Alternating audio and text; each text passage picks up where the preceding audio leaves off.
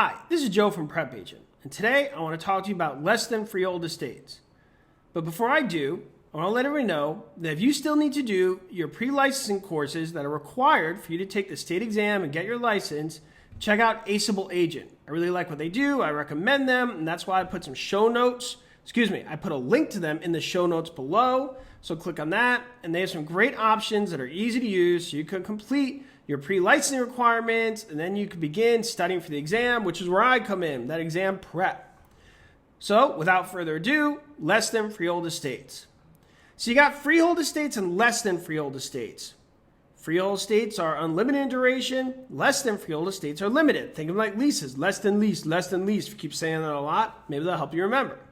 Less than freehold estates. There's different types of less than freehold estates you need to know for your exam. You have to know estate for years, periodic tenancy, estate at will, and estate at sufferance. And I'll say it again.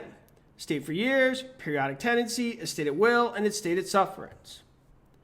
Estate for years is for a limited period of time. So whenever you see two dates, it's an estate for years. So June 8th to August 1st, or if it says only for 6 months, that's an estate for years. Common example, if somebody gets a summer rental, Memorial Day to Labor Day, that's an estate for years.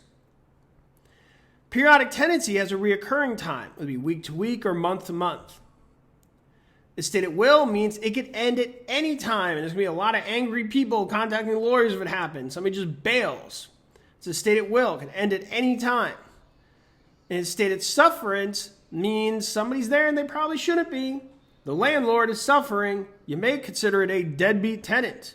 They're staying past that contract. They're overdue. So, just to refresh, you have the estate for years, which is for a defined period of time.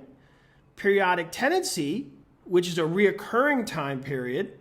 Estate at will means it can end at any time.